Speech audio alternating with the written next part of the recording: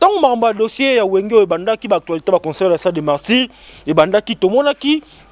et puis ça qui plutôt parle entre l'artiste Koffi Olomide na wenge d'ensemble tout le monde qui bandé ko connecté parce que tout le monde à côté tout le monde va l'andre japonais tout le monde ba merveille Rambo parce que nous tous sur la boye boba que no Blanchard Mosaka ba hotel ko kangaye boba que no Blanchard Mosaka ba hotel ko kangaye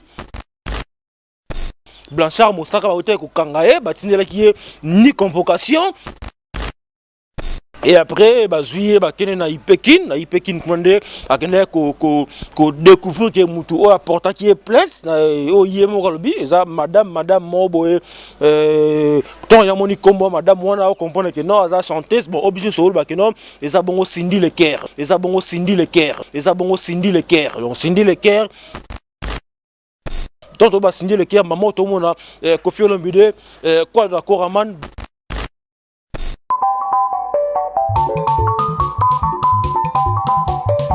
Amfumu lengi betu tu yanga leri keri ka ko community selamba batuge ni fumu ino keri ko je ah papa uki sari sabana baya luamu mudila kena ambo YouTube Metro Makengo télévision na Suisse ozorudu kwankunga mimbodi ima théâtre mwana mambodi landa YouTube télévision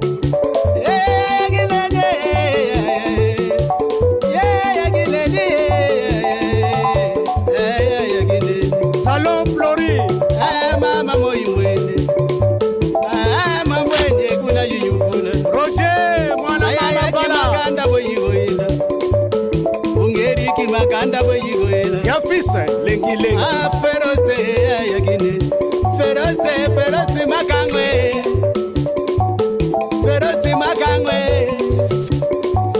Metro Makengwe Shadombala Makengumba. Chers internautes de Métro Makengo Tapis Rouge, Bambote na bino partout, vous allez côté la biso dans le monde entier. Merci na lingue, vous allez toujours continuer à renouveler confiance à bino, peu fidélité na bino na kata chaîne na biso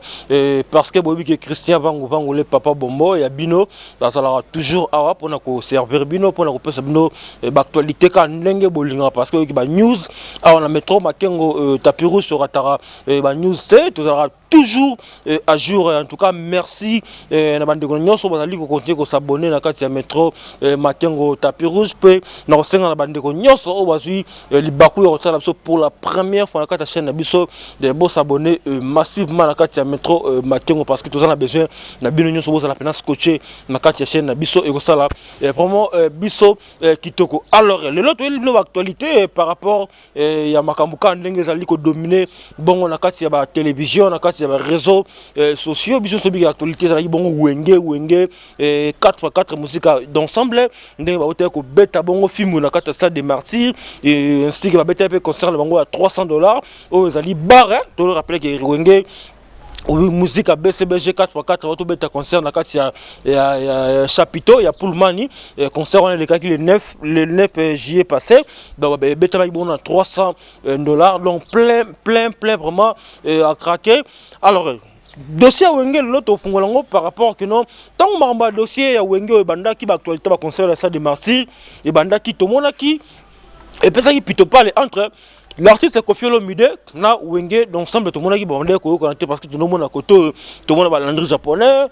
tout le monde ba merveille Rambo ngamba wenge tout le monde bongo ba Blanchard Mosaka na BCBG bandé ko défendre ba Sankara ba Papi le Prince ndenge maison mère ba banda qui ko défendre. Alors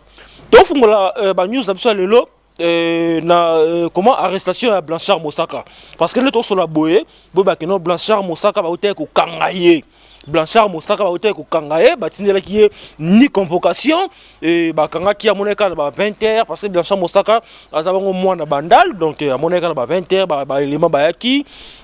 Et après, juillet, na Ipekin, commandé, à découvrir que Moutou a porté qui est plainte,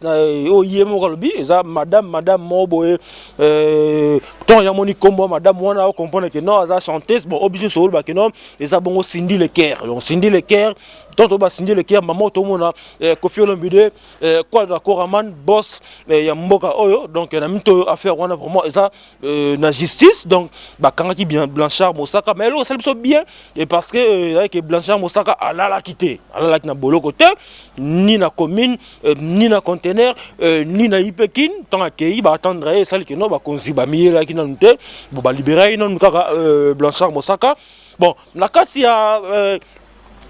nakati ya accusation na eza na Blanchard Mosaka eza pe na Odile Manzaka et Odile Manzaka tobi ki ndongo na moi si oyo azala pe pemeni ya le roi de la forêt Weranson en tout cas marambo pe na ndenge kendele boye pe ça pe na bien te pe ça moi pite parler parce que biso ça ba tout ora bongo ba pandi sango o to la bilo ba sango concernant maram non so etali la musique congolaise parce que biso to yebi que musique et sous caractère la musique.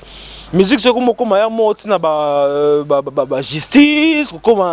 na blo mo bongo et ça là vraiment qui te parce que tu rappeler que pour la deuxième fois ngo Kofi Olomide akangisa Blanchard Mosaka o uti ko koleka tout monde qui Blanchard Mosaka à côté même petite prison à côté de la prison et après et là que non papa chéri j'ai même bien na ko intervenir ba il ko Misa Blanchard Mosaka mais lelo maramonde comme kendele comme ko kendele sous boye Blanchard Mosaka a risqué lisusu akota boloko parce que Blanchard Mosaka na mission sala ki on entend bien que non yé andimi na comme mona musala Cindy Le Caire mais à une seule condition bala na Cindy ndakumoko Cindy Le Caire soka ba akesubola abosani savon yé Blanchard yé mtano memele savon na douche et après bon peut 4 mois ce qui bon mon a Cindy Le Caire à Kovimba libumuté mon blog le bac bon bien sûr que Cindy Le Caire aujourd'hui rappelle la famille na mais pour tout me comprendre muté que ça ma musique mo et que dans tumboli et que dans ka moi bongo en tout cas na senga vraiment na ba bandeko bota la biso bon partager vidéo pena tina ba famille ya Cindy Le Caire ou encore chanteur Morora pena to rana mboka oyo o sala musane vraiment kitoko mais quand on quitte ça pena esprit et ko sala vraiment kitoko parce que surtout que non ndenge ko ya rendre le grand mo pa okende nango ou so ndenge pe sinja okende nango côté pe ya quartier latin balandri japonais ba finga ki pe ba finga ki ba Weranson ba Noël ba finga ki ba jibe pena ba jibi na ba jibu soupe ke kota ki wana ba déborda qui pensa l'andré japonais merveille rambo ba déborda il peut par rapport il y a vie privée il y a jibem piana na Weranson so admettons que lelo Weranson na lobby que non na jibem piana ba yokani bige migolo za bwenge bomoko que ba porter plainte contre merveille rambo contre l'andré japonais monde qui est ça bien té comme Koto Blanchard Mosaka prison Koto pe Weranson bakangisi merveille rambo bakangisi pe l'andré japonais parce que aujourd'hui so bel accent la force ba leader on a mis ça tout wana puis JB na mbogao en relation puis Weranson na mbogao en relation toujours Koto contre Koraman Kofi Olomide azali ambassadeur à culture et musique na biso il pas en relation donc Kofi Olomide akangisi Blanchard Mosaka prison Koto pe merveille rambo na l'andré japonais prison. Le monde qui est travailler à côté des artistes et biso et comme ça la vraiment qui te côté comme on a bandeko pas se retourner à la prison tandis que baza na ba na bango ba basi na bango bandeko na bango op ba lié ça va dépendre à peine sima na bango en tout cas côté on a vraiment on to china to ko sala analyse to ko senga na ba leader na biso Weranson j'ai bien piana Kofi Olomide bochana se ma justice pendant la musique il y a bien la place. Il y a bien la place parce que la musique peut te rappeler dans le monde de la guerre. À l'époque, tu as dit que la JB la guerre. Aujourd'hui, où sommes-nous? Le lot va pire. À l'époque, tu as dit que non, Kofi Olomide, la JB la guerre. Bayokanaki. Et comme tu as dit que tu as dit que tu n'as pas voisin, que tu as grand-papa, il parlait pour un gars, mon père. Vous comprenez? Bayokanaki. Mais ça, il y a beaucoup de kende. La rancune, on a la justice. L'habitant Boyokana. Est-ce que vous avez un misu? Point d'interrogation. Côté vraiment, et ça vraiment moi qui te côté, en tout cas, Blanchard Mosaka, déjà à l'époque, bandé ko zoba menace et mon passé avant événement le 30 juin bandé ko zoba menace que non Blanchard ba ko luké na tenue civile na parlé à kutaité pe ba appel ba benga que non ya ke ba tout ba lia yo. En tout cas, à dénoncer Kiango et tout le monde s'est réalisé. En tout cas, il y a Blanchard passe aux alliés qui tapent maintenant Moutema, Nabi qui est Nzambé, à côté Maram Oyo, et à travers l'émission Nabiso, Penato, ou Capena la paix, Kofi Olomide Boss Mboka, quoi d'accord, Amand veut dire ambassadeur, il y a culture, il y a musique Nabiso. Faut le la paix, les ambassadeurs, quand ça rappelle, tout vraiment, qui te roté, boss Mboka, vraiment, ça va bien, Blanchard Moussara Pexinayo, donc, ça, la polémique, est souvent, on a musique qui est naka bongo. Imaginez pourquoi, d'accord, à Manelo, quand on a Kangi Merveille Rambo, tout le Kangi Landry japonais, donc, et ça, vraiment, qui te roté, côté on a. Alors, tout côté ce qu'on a d'actualité, les sous-cas, il y a Wenge, quand on a non, Wenge, musique, BCBG 4x4, on va comparer, on a fallu pour pas. Ah, bande on a aujourd'hui, c'est bon bien. C'est bon bien de tout le bac fali pour pas combien de personnes des martyrs le 29 octobre. Ils ont un problème parce que ça des martyrs ça des martyrs pendant les apprenants artistes seniors sont ça des martyrs. Ça des martyrs et ça on a. Mais tu as rappelé l'euro. Aujourd'hui, où est musique à 4x4 tout terrain de bâton ici ça des martyrs on a mais ça fait terre. Ça des martyrs on est bon on a bandé on a eu. Vitaimana et on dit ça en souté. Renaissance et on dit ça en souté. Voire même le par équipe nationale la biso mboka o. Ataba beta match ça des martyrs et on a souté. Il y a sous ça des martyrs et on a en 2017. Jour à match à le par na Tunisie. Éliminatoire à la Coupe du Monde 2018. Match en 2017, 2017-2018, ouais, septembre 2017. Match rwandais à Souka au stade de Martyr et Tondaka. À part match, on a stade de Martyr, mais aujourd'hui, où est-ce musique à 4x4 tout terrain, on a stade de Martyr. Tony était, Tony Angoté, où est-ce musique à tout terrain, 4x4, ça, orchestre, il y a qu'à féliciter parce que Bakaboni depuis 25 ans. Le va être martyr, va être martyr on a tribu donner à côté auto bien à côté de SMP na c'est on a côté mon président Fati va vendre sur ba match côté on est $100 billet zaki $100 et ça la matin la musique à Congo banda wendo ti lelo na inosa balume que non que c'est moi que beta na salle de martyr on a billet mo VIP ba chango $100 bande on ngai boya ka te boya ko nier que non wengene zawana banini de côté prestation côté spectacle et salamaki nenge to c'est là qui bonté oui bien sûr mais bon sur point positif ça il peut belé parce que concert betamina $100 plus de 500 billets plus de 500 ou 1000 billets avec $100 mais $100 mais bien par 500 par 1000 billets Amadou Jabi alors ça combien Fali Poupa c'est bon bien. Ah mais ça des martyrs. Mais aujourd'hui, combien ça Fali Poupa dans ça des martyrs mais on compare à Wengete parce que Fali Poupa ça n'est Fali Poupa boité. Fali Poupa c'est un artiste qui fait aujourd'hui l'honneur de notre pays. Mais quand c'est un Wenge, bon moi je pense que Kocha Fali dans la polémique na Wenge on a non pour moi qui t'aurait apparemment dit et dimné artiste. Déjà quand Fali Poupa annoncé qu'il avait un stade de martyrs à l'époque wana wenye musika bagi na idée ya obeta ça de martyr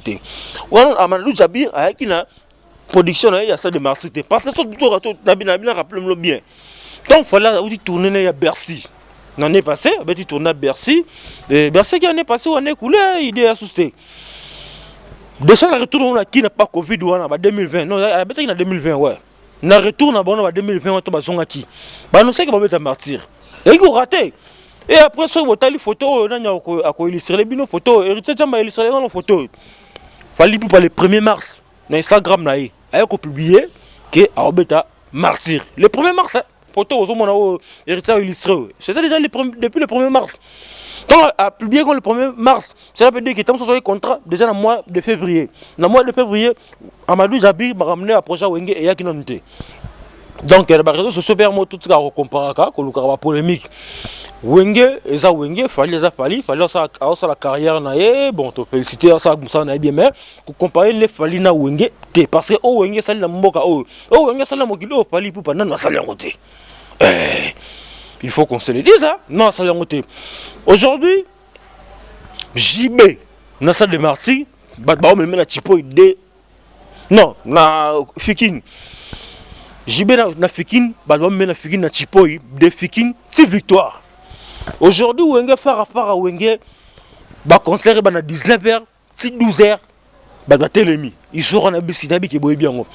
Bah fallait bah na succès na bango bien par bah beto andule banda bah andule bah tout le monde bah na mason bah teka na bango bah andule na bango bah vente na que on fait bien parce que ça comment dirais-je et ça maram oyo qui l'année qui le mais na ndenge pena ba Kinshasa na ndenge ba Congo de Wenge bah tout comparer bango na fallait passer Wenge des ana beta ba concert bah ça de mature bah 5 fois JB moko Moko, plein peu à craquer. Donc ils attendent que non, que non, n'est-ce pas moi que non, fallait pas mettre ça des martyrs, on pas prouver non, on pas prouver parce que plein ça pelouse artiste est morté à ça là on a mboka. Je ne pense pas que non, fallait pas ça va plein voilà. On a bête musique na mais so pesa na nenga ba kitembe bon. Éviter ceux qui fan na ba warrior en tout cas botte comme ma fali na libulu parce que na nenga okay na bongo bo ke boso mema El Mara la nenga ya libulu de botte fali dans le calme a obeta concerne ceux que Simbi Dieu merci et ça le coup mon mboka na biso artiste mboka na biso so pe Simbi pété tu vas que non ça les même piaka et non mais problème te pour ça peut me dans le bosote à rosala piaka na kati ya stade martyr. Donc, concernant Sijon, il y a Fali Poupana, Wenge Musique à BCBG 4x4, Yangona, donc, c'est la polémique vraiment, et Zangatina, Wengeza Likolo, Fali Bazoya, non, comité, ça la parcours, on quitte comme un comité. Viona, ça déjà, il y a quoi ça là, et Belé, Nakati, Yamboka, Nabiso. Aujourd'hui, polémique, il y a dernier fils à Wenge, hérité Watana, Barosa, dernier fils à Wenge, tandis que dernier fils à Wenge, et Zabongo. Faire rigola, bande onangai. Faire rigola, bien sûr. À la dernière fois, ça Wenge, par rapport que nous avons tapé la Wenge d'ensemble, on a tant Wenge peut Kabouani, j'ai des nuances, ça qui peut continuer peut na Ranson. Mais hérité Watanabe aujourd'hui peut à la dernière fois, ça Wenge. Parce que si vous fongoli, maquiller hérité Watanabe, vous fongoli faire rigola. Bon, moi, je vais maquiller moko. Bah, na Wenge. Même aujourd'hui, miel de son. Même aujourd'hui, Mignon Abraham. Même aujourd'hui, Gino Caporeji. Mi benga Wenge. Donc ça là muto benga Wenge ensemble. Et ça là muto qui na continuité ya wera, muto qui na continuité na jibe bon so bazaka Wenge. Et ça là banani, et ça là papi gakol, basa Wenge. Et ça là comment Rio, basa bana ya Wenge. Donc ngala mo na place mo te bin wo mo no mabe que non hérité Watanabe, ba benge dernier fils Wenge déranger peu en plus yemo pe jibe pe na yemo président Wenge. Yémo pena président Wenge bikeno hérité Watanabe azala qui non pas na JB et puis akepa ya wera donc abetina JB mpiana malgré na BCBG hérité ba teka été ba fula été mais abeta na BCBG a répété na misa BCBG na parler ya JB mpiana a épé na maison mère place à JB chance accueilli donc abetina JB abetina wera donc asa dernier puis ça Wenge hérité Watanabe ça dernier puis ça Wenge parce que hérité Watanabe asa na makila ya Wenge faire école ça na makila ya Wenge na ndenge ya Wenge faire école ça grand frère ya hérité Watanabe donc tout ça ba polémique mo zangatina parce que aujourd'hui déjà faire école là na Ranson na JB Piana ba relation moko il y a kitoko donc hérité Watanabe en tout cas félicitations Totorino ya Tembe monsieur le chanteur parce que na mito muto ça peut honneur ya Wenge déjà hérité Watanabe mito ça honneur Wenge tu veux que dynastie peut dire ko bimame et so ya malemba propagation passant na bangona. Mais pour la polémique, il y a pas de hérité Watanabe, il n'y a pas match, il n'y a pas photo. Hérité Watanabe, c'est l'icolo, et puis Fabrikas Baroya, il y a Sima. Parce que hérité Watanabe, c'est la marambia minée, tout le monde en moi. Hérité Watanabe, le mouvement est stable, stabilité Zali, hérité Watanabe, bête concerne, maestro. tourner aux États-Unis c'est bon, mais concert mon banzadi, mon bampiaka, donc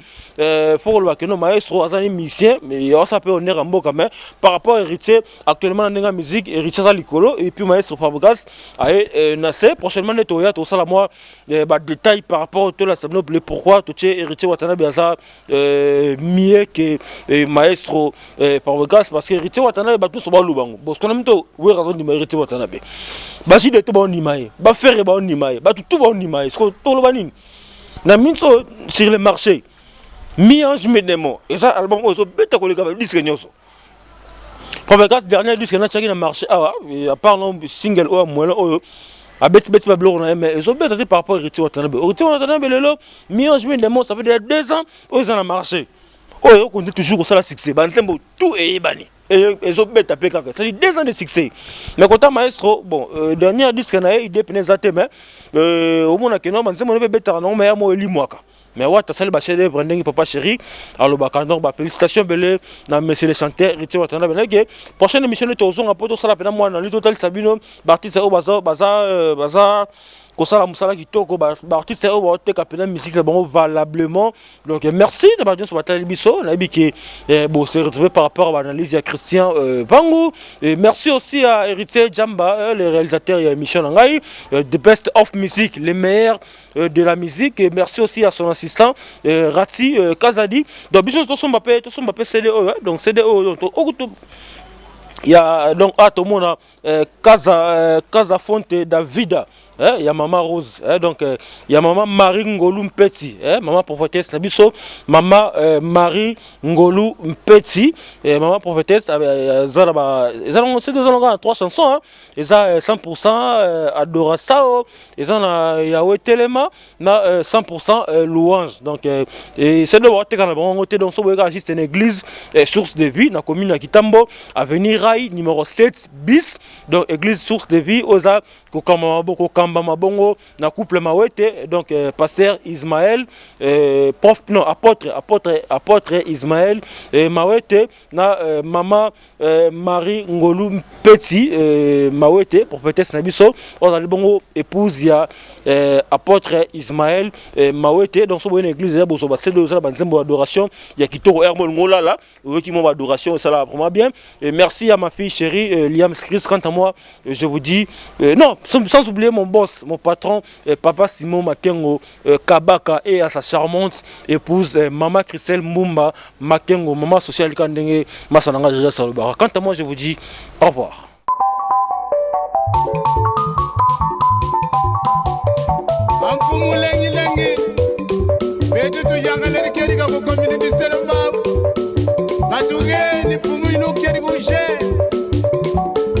Papa Uki Sarisa Bana Bayalwa Mumudila Kena Ambo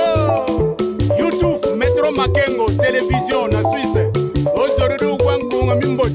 Imatea Tremana Mambot Landa YouTube Télévision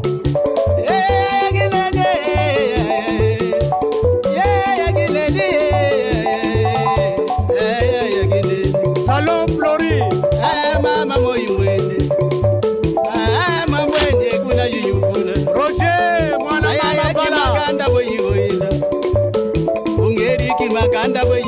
Yafisa lengi lengi feroze yagine feroze makangwe